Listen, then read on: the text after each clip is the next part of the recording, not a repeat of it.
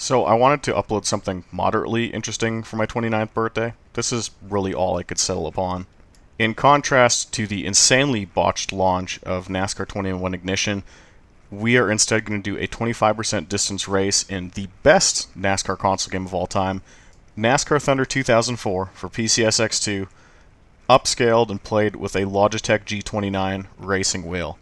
And we're going to do this at none other than the game's penultimate fantasy track, Tiburon International Speedway. So this is a 3-mile, unrestricted, clockwise super speedway that really represents the pinnacle of EA's creativity during the brilliant run of Thunder games from Thunder 2002 to Thunder 2004, and you could probably even throw in Chase for the Cup 2005 into that mix. What you're seeing right now is why legions of NASCAR gamers are completely pissed off at the wide array of dismal entries in the NASCAR video game chronology over the past decade or so. The attention to detail in this game was just unprecedented. Every race began with an MRN radio call. Individual drivers were introduced, and you get little factoids about them, and they would be randomized every single race you did. There would be a national anthem sequence like you're seeing right now. During night races, there'd be fireworks. In the daytime, there'd be various aircraft flyovers that changed every track you went to. Like one track would have like an F-117 Nighthawk, another track would have like a trio of F-16s. There's a shot of the cars, being guided off pit road by an official. The pace car that you'll see here in a second is the actual pace car used during the 2003 EA Sports 500, same livery and everything. The entire starting grid is introduced and commentated. I know I've muted the volume here, but there's an announcer talking over this right now. He's introducing every single driver and where they start on the grid. It's incredible. And despite technology evolving over time, we lost all of this. No other NASCAR developer bothered to implement something like this in their game. Anyway, rolling off P24 for lap 1 of 41 at Tiburon Super Speedway. Legend AI, all driving assists turned off. Driving this with a Logitech G29 racing wheel setup. First order of business is to not talk about the on-track product, which you'll see is quite good here in a bit, but rather the heads-up display. You'll notice in the bottom left, I have a fuel gauge. I also have the ability to turn a rearview mirror on or off at the top of the screen. I don't because A, the spotter is actually quite good in this game, and B, it causes PCSX2 to drop frames. I have the option to toggle a track map in the top right, on or off, and you'll see throughout the run I actually do to check where the lead pack is in relation to my pit strategy. I also have the option of turning on or off a tire indicator, a tire wear indicator. Sometimes it'll pop up automatically to say that, hey, you're actually nuking the left front tire. None of this exists in NASCAR 21, a game made several console generations later on superior hardware. There's really no excuse for NASCAR games to have gone backwards for something as simple as what's displayed on the HUD. Anyways, enough of that. Let's move on to what's happening outside my front windshield. We're all wound up to around 235 miles an hour in the 40-degree banking corners. Yes, 40 degrees of banking. Blowing past Michael Waltrip here, fresh off his second Daytona 500 win. That one was rain-shortened. The 23 car was Kenny Wallace driving a second Bill Davis Racing entry. And I believe his sponsor, Stacker 2, ran into a bit of legal problems with one of the chemicals they put in that energy drink. And we are beginning to settle into a speedway racing rhythm here. So the drafting in this game is really, really interesting, and it features a mechanic I've never seen anyone else talk about on YouTube. The closer you get to a car, if you get a really good run on someone and you go to bump draft them, the game actually cuts your throttle as if there's like a giant force field behind someone's car. So it's more advantageous to be about 3 car lengths behind someone because the draft will really pull you along than to be, say, half a car length off someone's bumper because you'll actually feel the throttle getting cut and the revs drop a couple hundred RPM. So the difference between, let's say, Ward Burton here in the 22 car and the 2 of Rusty Wallace on the high line, it's more advantageous for me to be behind Rusty, or in this case now Ward's a bit farther ahead. It makes the plate racing really interesting in this because you can't shove people along and make some of the really wild moves you would make in, say, NASCAR 03 on the PC, or the more recent NASCAR Heat games where you can just shove the AI along. You have to be really strategic and prepare for almost like dirty air or a bubble behind someone's car, and you'll see that's exactly what I do here by tucking in behind Johnny Benson and avoiding the game, cutting my throttle, or again, running into dirty air in quotations. So pretty much this entire race, I have to micromanage the exact drafting distance of the car in front of me to avoid the game accidentally cutting my throttle when I don't want it to. If you'll notice on the left side of the screen, there's a share draft button that keeps popping up.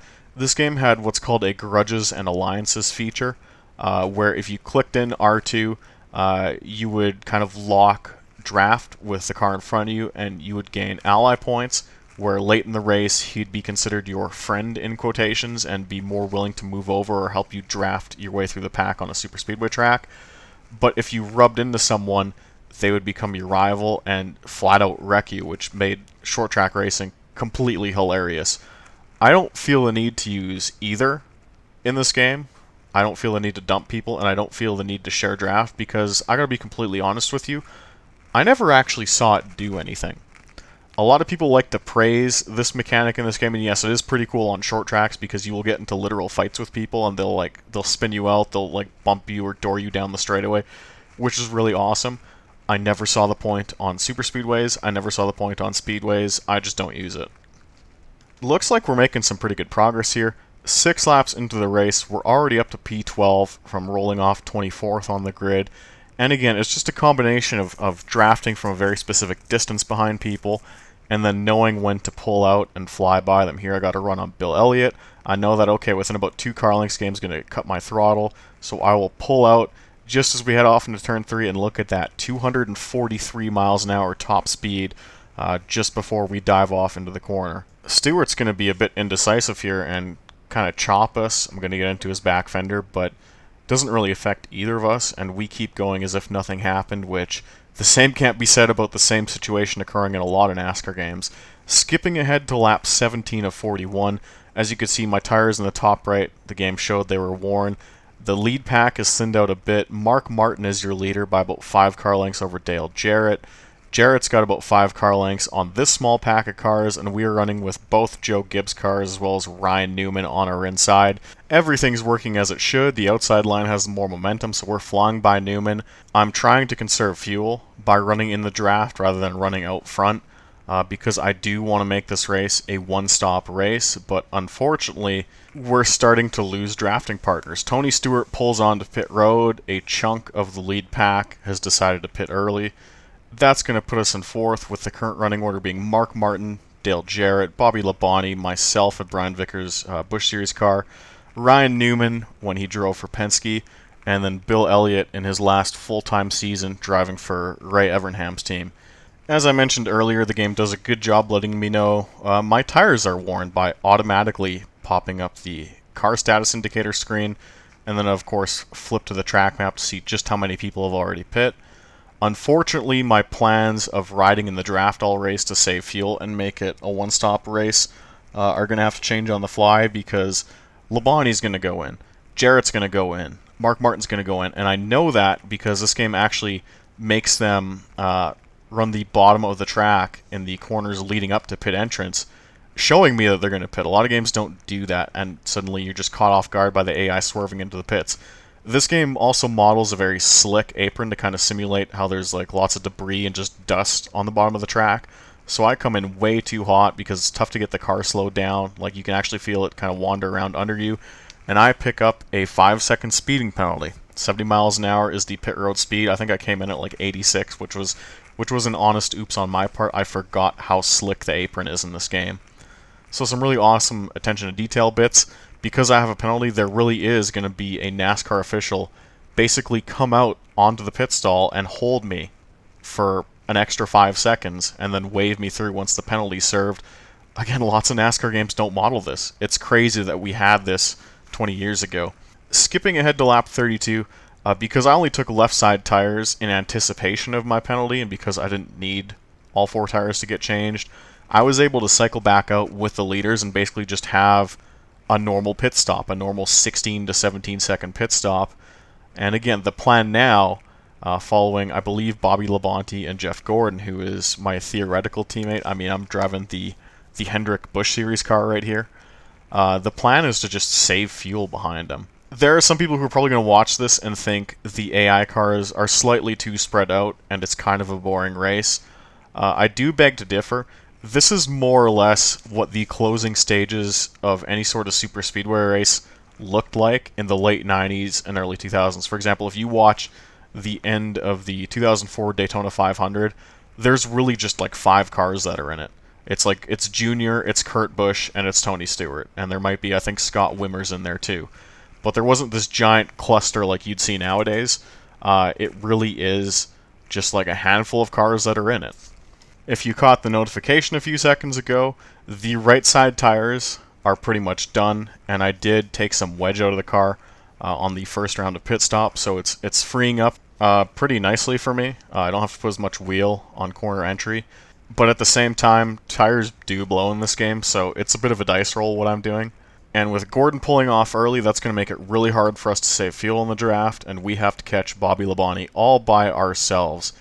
Behind us, we've got 2 of the Roush cars in Kurt Busch and Mark Martin. This is back when Roush was a super team and won the championship, I believe, 2 years in a row, with Kenseth in 03, and then Kurt Busch in 2004. So there are some extremely strong drivers behind us. And of course, Ryan Newman in 5th, when he was on an absolute tear, winning pole after pole for Penske in 03 and 04. Slowly reeling in Bobby Labonte here. I think we did a better job with the handling of our car, and we're just a bit more consistent than his AI. But compared to a lot of NASCAR games, I think his AI is still quite good. You're not seeing any of the random checkups at the start-finish line like you do in a lot of NASCAR games, or the AI lifting for corners that they shouldn't. We're just driving a smoother line, and that allowed us to catch up to him. And we're going to be able to ride in his draft here for a bit. Now, unfortunately, looking at the fuel gauge, I think we're burning about 1.3 to 1.4 gallons per lap, and we've only got 6 gallons left. We aren't going to make this a one-stop race, so we're just going to have to ride and save fuel for as long as we can behind the 18 car, which I don't mind doing because we're in a really good spot right now. The pack is pretty strung out, almost like a 90s plate race. EA did a pretty good job of their Super Speedway AI, but they really don't stay bunched up towards the end of the race, like I mentioned earlier. So what you see playing out is similar to like a race at Daytona in the 90s or a race at Talladega in the 90s, where it's between like 3 cars. Both Newman and Busch starting to fall back here. They're a few seconds behind, and that can really be anything. The AI do suffer motor degradation in this. I believe off camera, a part that I skipped over, Tony Stewart blew up in front of me. So just like real life, a car that might be dominant during a portion of the race will suddenly fall off or get mechanical damage, which is really cool to see happen. And again, just not something you see in modern NASCAR games. I mean, I've been watching NASCAR 21 gameplay pretty religiously, and I've seen stuff like Quinn Houff leading at Martinsville. I've seen like Cody Ware leading at Circuit of the Americas. This game does not have that. Bobby Labonte was this good in real life in 2003, which this game is based on. And I believe he won like the season finale race at Homestead. So it ends up making just like participating in a race like this, especially at a lot of the fantasy tracks in the game, really enjoyable because the running order and the end race results, when you factor in like mechanical failures and just like each driver's individual strengths, it seems plausible. You know, it compared to how dominant Roush was in the early 2000s, to see Mark Martin and Kurt Busch running in the top 5 at a track like this, well, that's pretty plausible. That's what happened. Mark Martin was on the pole for one of the 2002 Talladega races. Like, it's obvious he'd be up front. Same with Dale Jarrett. Dale Jarrett was quite good at restrictor plate tracks in his career. It makes sense that he led the laps that he did in this race. Same with Bobby Labonte. Labonte was famously involved in the end race crash of the 2001 EA Sports 500. It makes sense he'd be running this far up here. Now, as you can see by the lap count on the screen and how much fuel we got left, we are not going to finish this race on just one stop, so we're going to have to fly into the pits here. Much more conservative entrance, just on the line of violating the pit road speed limit. I come in right at 70, and we are going to turn off everything. We're not going to repair the damage, not going to change the tires. We're going to put in just 5 gallons of fuel, and that's probably going to win us the race, as the total pit stop time will only take about 8 seconds. Guys are going to come out and check if there's any debris on the grill. There's not, and that will seal the victory here at Tiburon Speedway. Again, just a really wild fantasy track to mess around with. It's nice to run at a place like this without having to deal with iRating or safety rating, as you see in iRacing with Coca-Cola Super Speedway. And look at this. We get a pretty awesome victory lane celebration. The background's got the individual race logo. We've got a bottle of champagne that the player character is going to come out and spray. We've got Miss Winston with her very polygonal set of tits that you might get a paper cut on.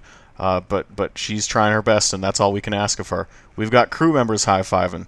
I think there's even like a fake check that gets presented to your driver coming up here in a second.